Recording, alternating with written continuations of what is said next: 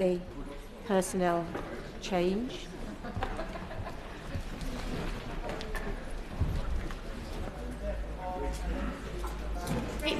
Minister Leo Docherty. Madam Deputy Speaker, with permission, I would like to update the House on the death of Alexei Navalny.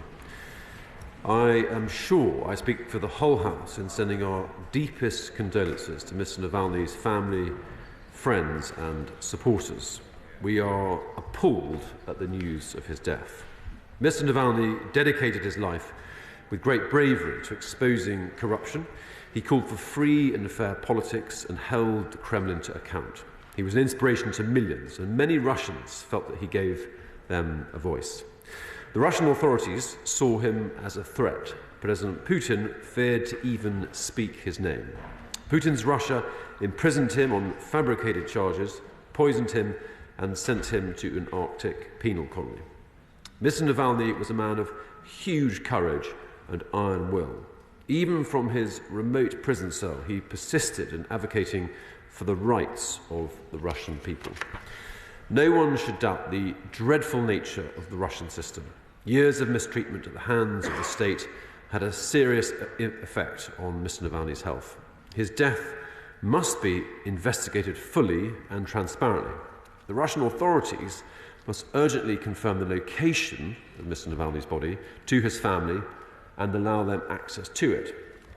On Friday, the Foreign, Commonwealth and Development Office summoned the Russian ambassador to express our outrage at Mr. Navalny's death. We made clear that we hold the Russian authorities fully responsible. As the Foreign Secretary said over the weekend, those responsible must be held to account, and I can assure the House that we are working at pace to explore all options. As a mark of respect, the Foreign Secretary and his G7 counterparts began their meeting on Saturday with a minute's silence in honour of Mr. Navalny. Our ambassador in Moscow laid flowers at the memorial to victims of political repression on Saturday. The ideals for which Mr. Navalny stood and died will live forever, and I commend this statement to the House. Shadow Minister Stephen Doughty. Thank you, Madam Deputy Speaker, and I'm grateful to the Minister for advance sight of his statement. Madam Deputy Speaker, this weekend my right honourable friends, the Leader of the Opposition and the Shadow Foreign Secretary attended the Munich Security Conference and heard Yulia Navalnaya, Alexei Navalny's wife, speaking with remarkable courage and conviction in a moment of utter personal grief. And I share the comments of the Minister, and I'm sure the whole House will join us all in sending our deepest condolences to her and her family. The death of Alexei Navalny was shocking and yet cruelly predictable, because let us be crystal clear, one person bears the overwhelming responsibility for his death. One person above all others should be held accountable. Alexei Navalny is yet another victim of the oppressive system that Putin has built, the system of which he was such a potent critic. He was not a saint, but he fought relentlessly, optimistically and with good humour against the corruption and hypocrisy of modern Russia, and indeed the last few years of his life were a profile in courage. After an assassination attempt with a chemical weapon, there would have been no shame at all in seeking a quiet life, but instead he chose not just to return to the fray, but to return to Russia, and he knew exactly what he would face. But Alexei Navalny believed relentlessly, indefatigably, in a different Russia, a Russia that could be, in his words, not only free, but happy. Everything will be all right, he once wrote from prison. And even if it isn't, we will have the consolation of having lived honest lives. Alexei Navalny's courage, his campaign against corruption, and his dream of a democratic Russia will live on in those brave Russians who continue to speak up. We know that Russia's invasion of Ukraine is an illegal act of aggression. Navalny called it a stupid war built on lies. It's been devastating for Ukraine, but also for Russia, which edges further into darkness, propaganda and paranoia. Alexei Navalny, of course, challenged not just Russian autocracy and kleptocracy, he also challenged past Western hypocrisy and enablement. And his campaign was not just about Moscow, but also London. We must deliver the changes he campaigned for. The reality is we have still much further to go, and it's therefore very disappointing that the Minister has shown up with nothing new to say in response to last week's appalling news. And I want to therefore ask him, will the government review further sanctions on Russia, including an assessment of the full Navalny list? Will he launch a new effort to target those networks that are responsible for facilitating and enabling international corruption? Little or no action on breaches of new Russian sanctions brought in since the full-scale invasion of Ukraine has happened. So will he not strengthen not just our sanctions regime, but how those sanctions are enforced? Will he support calls to establish an international anti-corruption court? And will he turn rhetoric on frozen Russian state assets into tangible action? When will the government get on with it? It's a source of shame, Madam Deputy Speaker, that under successive Tory governments, Britain became the money laundering capital of the world. And our tributes to Alexei Navalny must be more than just rhetorical and include tangible action at home to clean up the financial crime fueling autocrats abroad. Finally, Madam Deputy Speaker, I want to ask the Minister about Vladimir Kara-Murza. I've met his brave wife and mother personally and heard directly from them. Vladimir is another brave and vocal opponent of Putin, languishing in prison for his beliefs. He's also a British citizen. We know what Putin is capable of. So can I ask the Minister what the FCDO's current assessment of his welfare is and what steps are being taken to support him and his family? The tragic death of Alexei Navalny has reverberated across the world. It must serve as a reminder of Putin's menace and underscore our responsibility to oppose him in Ukraine, on the world stage, and indeed here in London. And I hope that the Minister can provide the House with some assurance that today's statement will be accompanied with commensurate, bold and urgent action. Well, Madam Deputy Speaker, we will act, but can I say, firstly, can I express my thanks to the honourable gentleman for the tone of his response, and I join him in endorsing everything he said about the heroically brave Mrs. Navalny. Those in this House who watched her video earlier this morning will have been extremely moved by her fortitude and courage. It's an extremely difficult time. And he used the word courage with regard to Mr. Navalny, which was absolutely appropriate. Those of us who watched the footage of Mr. Navalny returning to Russia subsequent to the Novichok attack were humbled by his audacity and his bravery. And his hope for a free and happy Russia is something that we must ensure that can remain in the hearts of the many Russians who, despite the extraordinary levels of press censorship and repression, deserve to have that promise, the opportunity to live up to that promise. It would be premature, Madam Deputy, if we comment on the prospect of future sanctions, in addition to the sanctions that have already been put in place with regard to his poisoning. But I can assure the honourable gentleman and the House that we are working at pace and looking at all options in that regard. Of course, we will continue our very active diplomatic work to crack down on networks of corruption surrounding the Russian state and its kleptocracy. And as a part of that, sanctions evasion is a particularly important component and something our diplomatic teams around the world in concert with our allies are very much focused on. He asked a relevant question about seizing versus freezing assets. We continue to work with G7 allies and looking to look at all legal routes to ensuring that assets that are frozen might be used to help the reconstruction effort by those who deserve them, and we will keep the House updated as and when we make progress on that. But we do seek to act in this regard, and that is how we can honour Mr. Navalny's memory and his legacy, by acting, not just making rhetorical statements. He asked about Mr. Vladimir Kara-Murza. Through our ambassador in Moscow, we continue to make representations inquiring after his health and well-being and seeking consular access to him. And I can confirm that the Foreign Secretary remains in contact with Mrs. Kara-Murza and continues to support the family. Chair of the Foreign Affairs Select Committee, Alicia Kearns. Thank you, Madam Deputy Speaker. Alexei Navalny was murdered, and it is important that we in this House call it out for what it was, because that is what he deserves. Following his murder, I was also in Munich, where I heard his wife, Julia, ask for us to stand by her. That is what we must now do. The US threatened over a year ago that there would be significant repercussions if Navalny was murdered. Biden must now deliver on that threat, or we will see more lives taken, such as that of Vladimir Kara-Murza. In addition, will my right honourable friend and I reiterate the calls for the seizing of central bank assets? I would make the point that that was done before the UN Security Council froze and seized Iraqi assets. So we have a precedent. There is no reason for us to find new legislation or other ways to do so. But beyond that, we do need to pursue a special tribunal on the crime of aggression. Will we consider also sanctioning Russia's deposit insurance agency? And finally, to hit the heart of Putin's economy, will we urge the US to release more oil and therefore drive down prices? Well, Madam Deputy, I'm very grateful to the Honourable Lady who speaks with authority, and I'm grateful for her reflections on her meeting in Munich. She's right to use the word murder. We do seek to hold the state and the Russian leadership to account.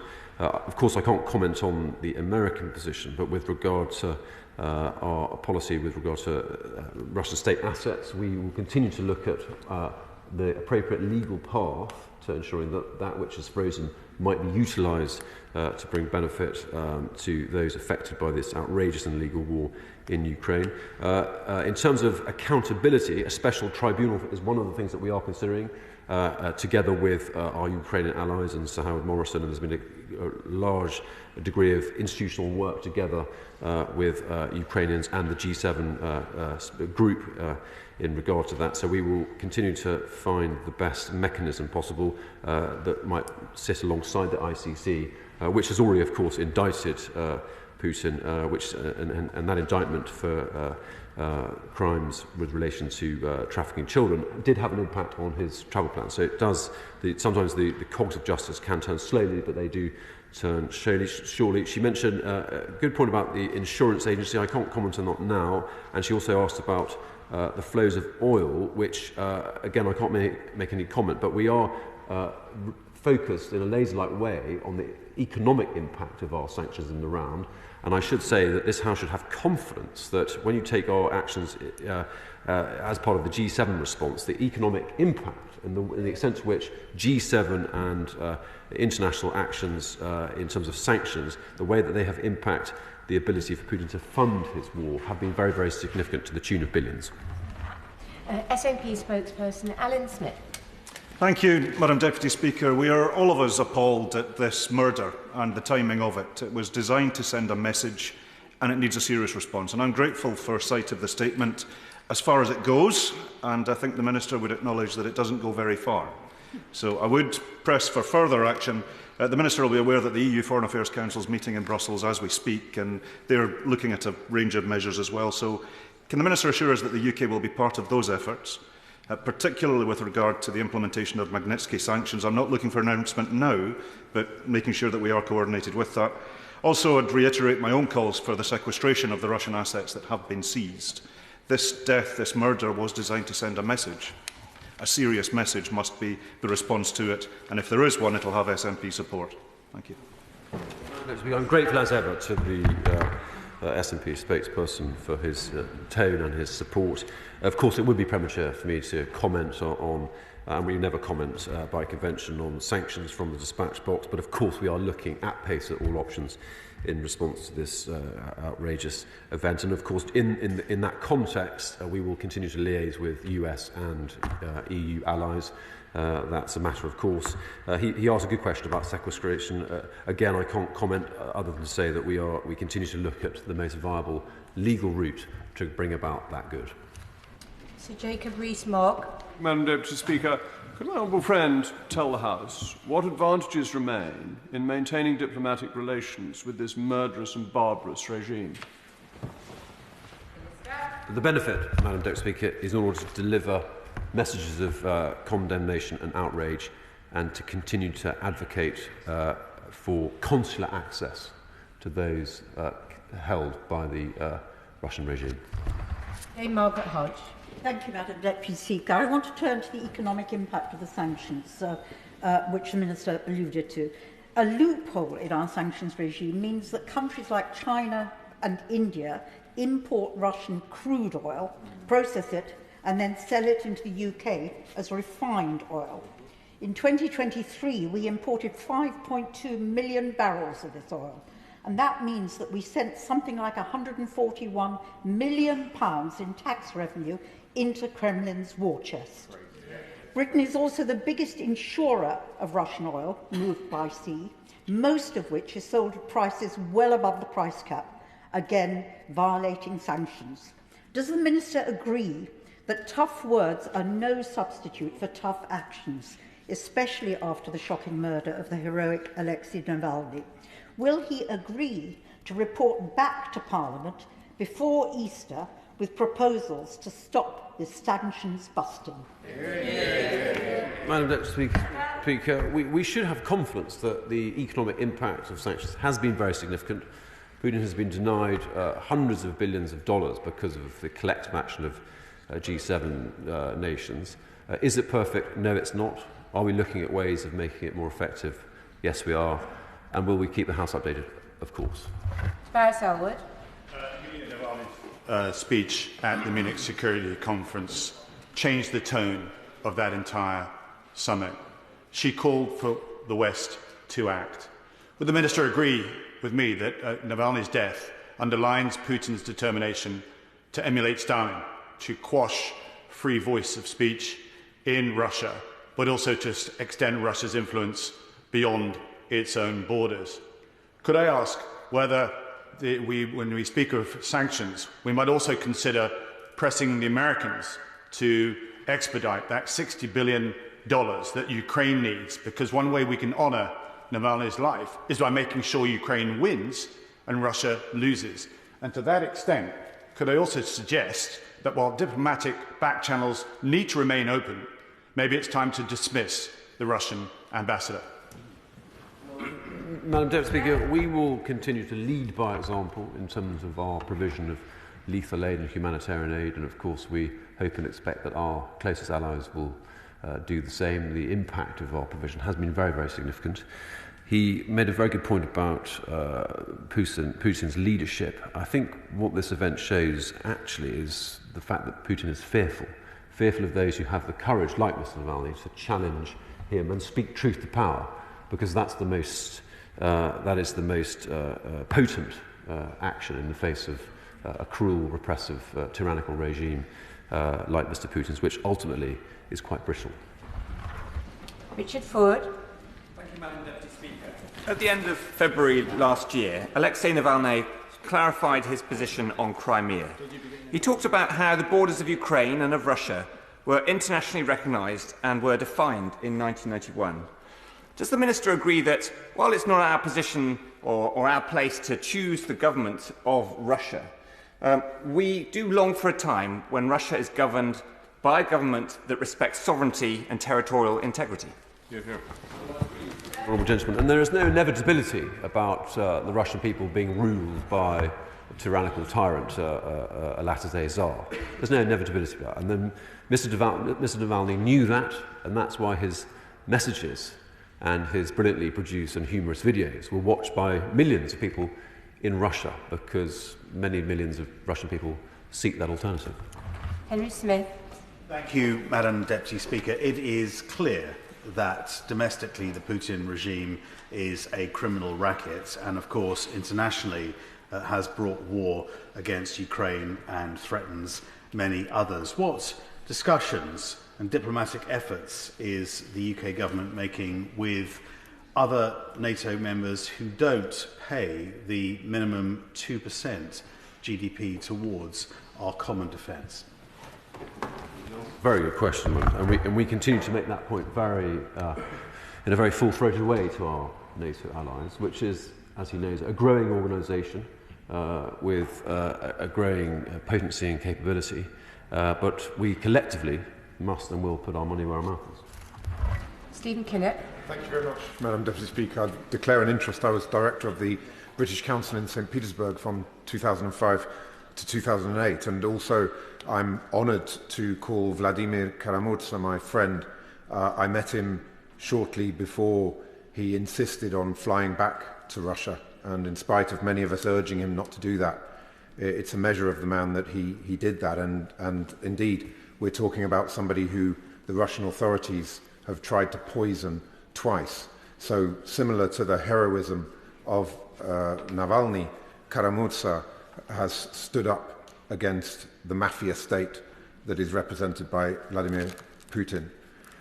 The question I'd like to ask the Minister is, he has said, and it was good to hear that our ambassador in Moscow is doing his best to get access to Karamurza. Could I press him on this issue around his medical condition?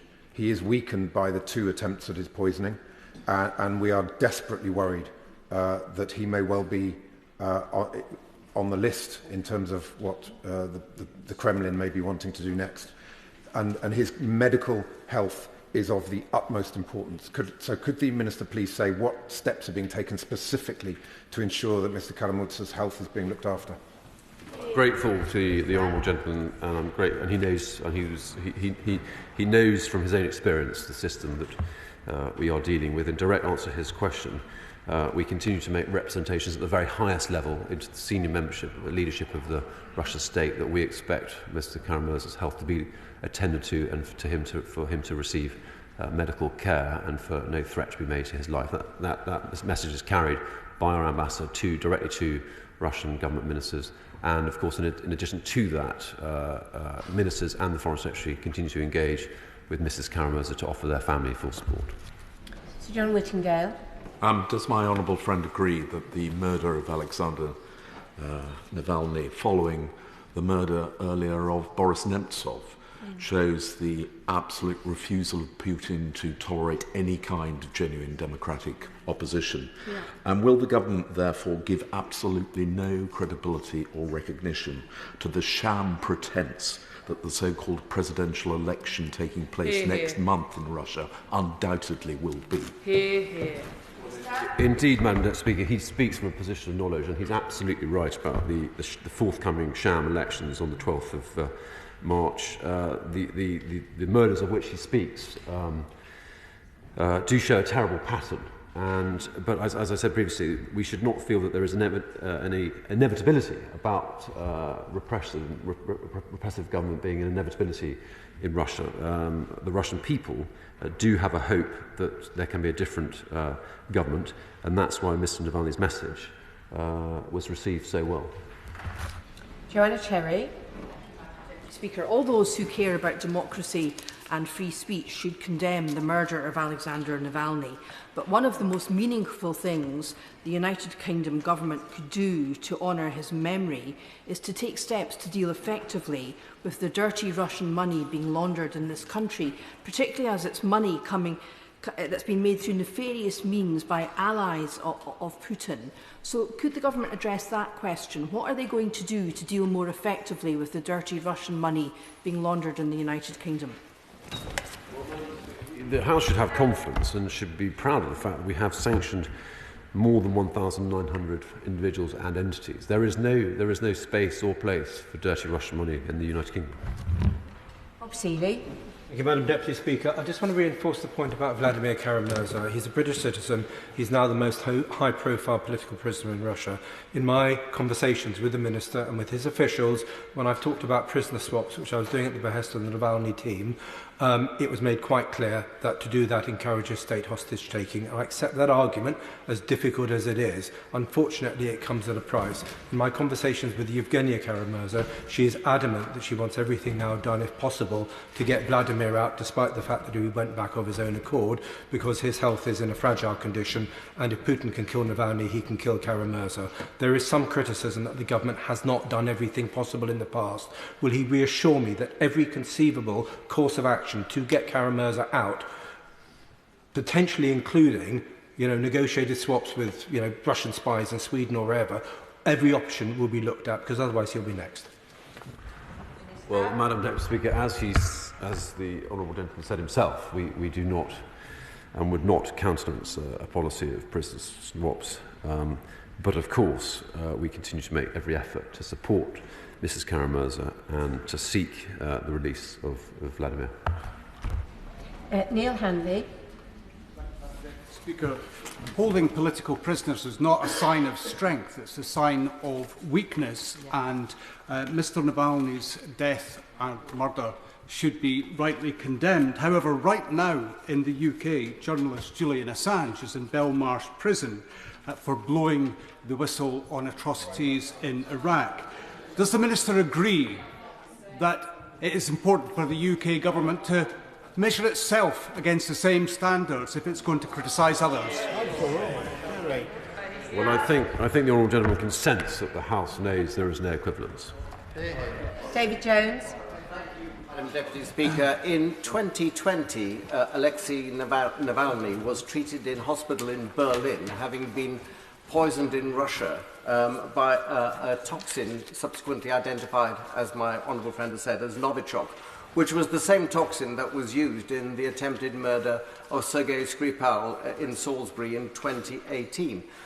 Given the use of the same toxin in such similar circumstances, does my honourable friend not agree that it is overwhelmingly likely that agents of the Russian state were responsible for the attempted murder of Navalny in 2020, that any current protestations by the Russian state that it is not responsible for his death last week are entirely risible, and what action is the government taking to ensure that those who are responsible are brought to book and tried before a court?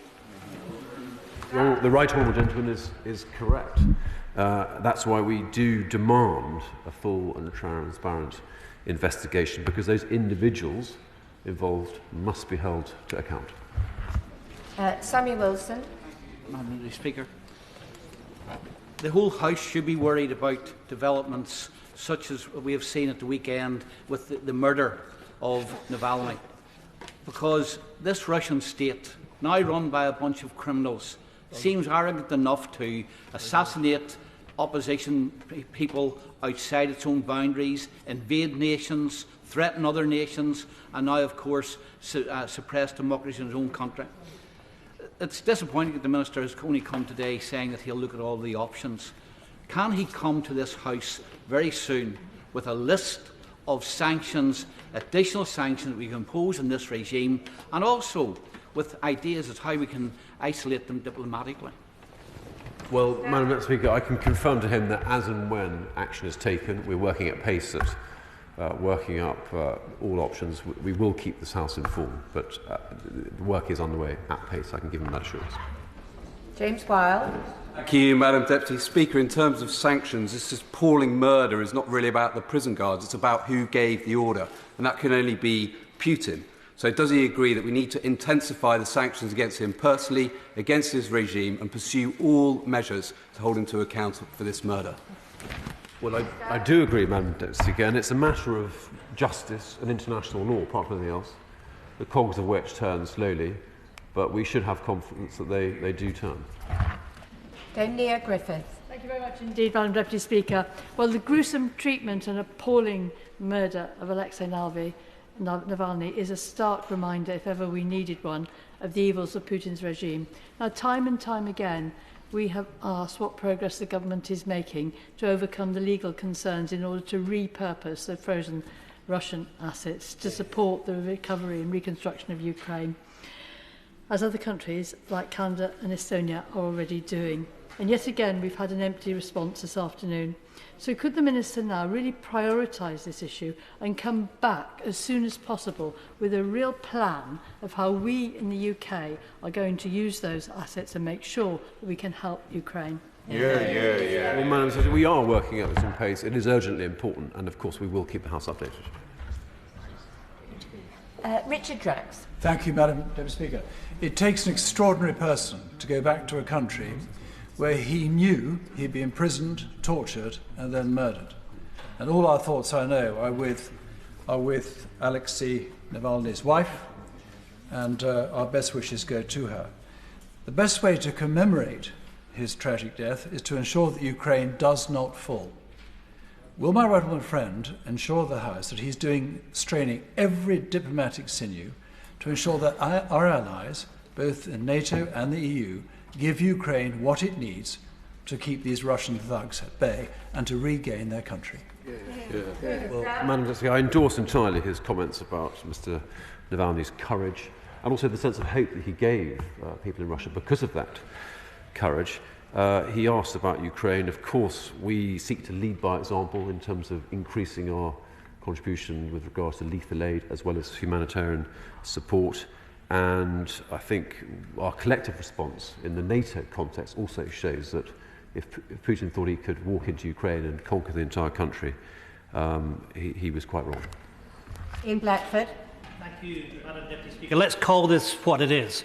It is state-sponsored terror by Putin and his regime. We know that Putin and his regime attempted to murder Navalny way back 2 years ago, 3 years ago now, with Novichok, the same Novichok that was used against Sergei Skripal in the streets of the United Kingdom. But the difference with the response today and what we saw then from the Prime Minister, the Right Honourable Member for Maidenhead, is that we took action immediately, not just us, but our allies in Europe and in North America, by expelling US diplomats.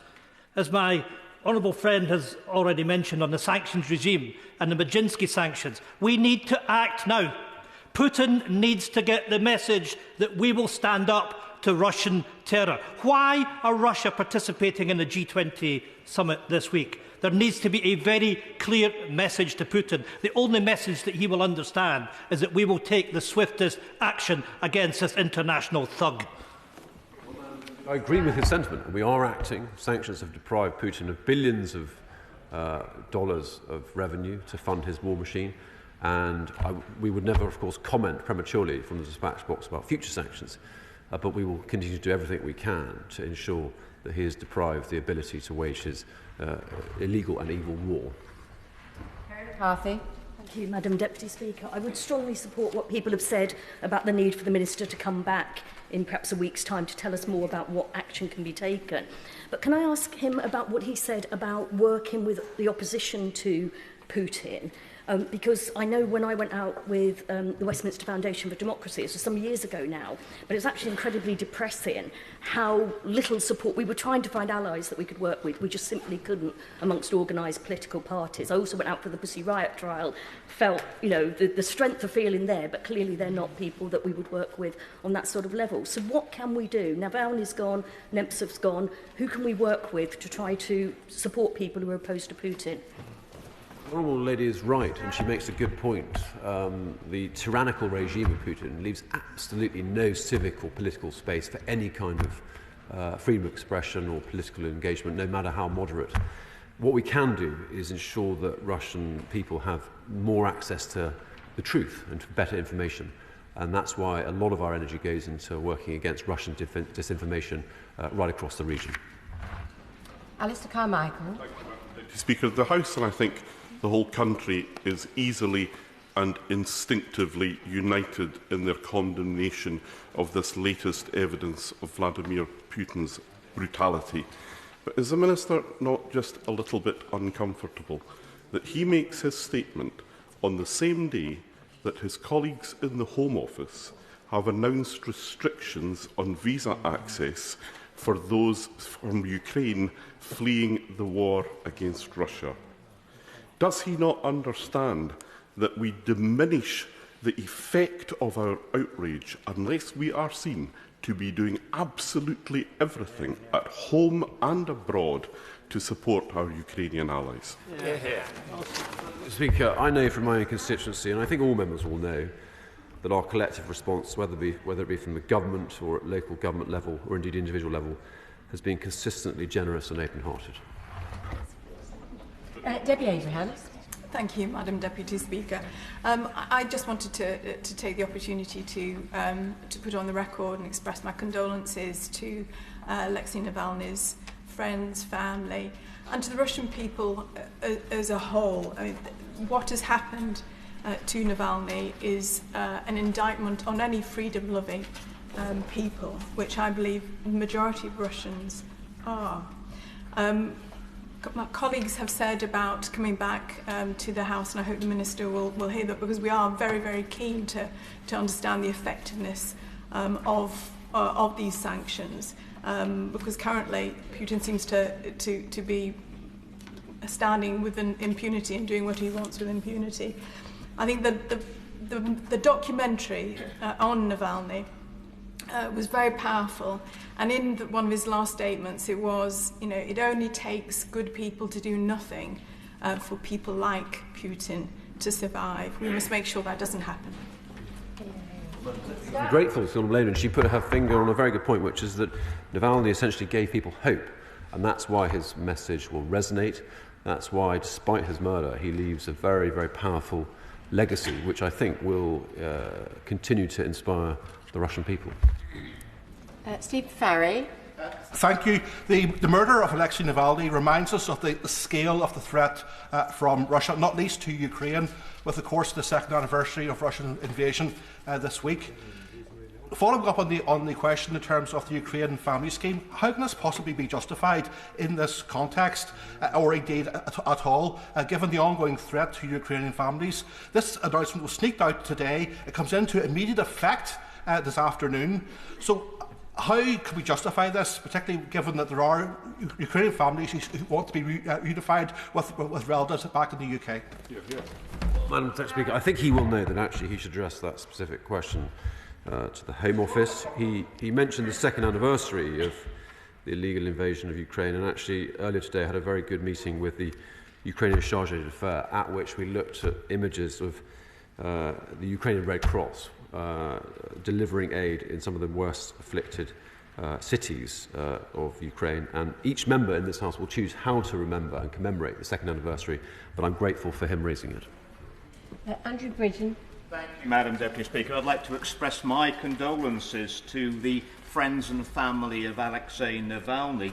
But can the Minister explain why we can have a statement in this House on the untimely death of one foreign national, but we can't have a statement on the ongoing excess deaths of 100,000 of our own citizens, many of whom have died suddenly? Is it because this death fits the government's narrative, but the death of our own citizens doesn't? Or is it a parody of Stirling, where one death is a tragedy, but 100,000 deaths is just merely a statistic?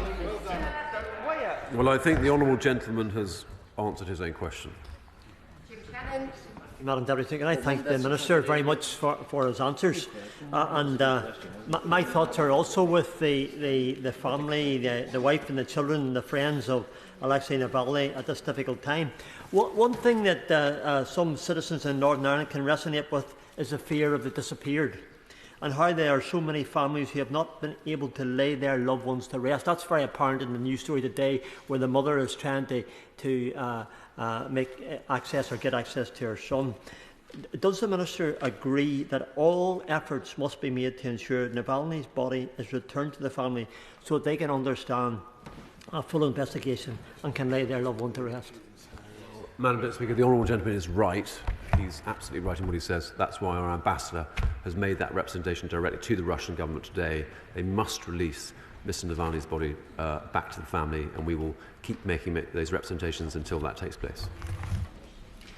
I thank the Minister for his statement, and we now come to, as personnel change.